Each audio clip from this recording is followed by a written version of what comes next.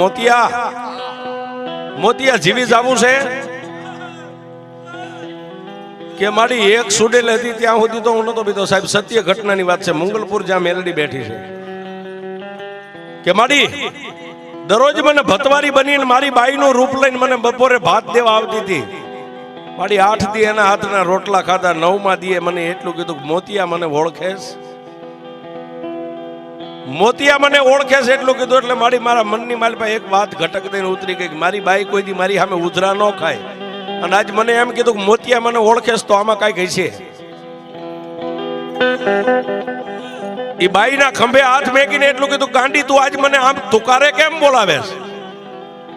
પણ ત્યાં તો સાહેબ વિકરાળ રૂપ લઈ ગજગજના દાંત અને એટલું કીધું કે મોતિયા 8 દી મારા હાથના તે રોટલા ખાધા છે ને, તને એમ હશે કે તારા ઘરવાળી હું સૌ. ના, હું એક સુડેલ છું.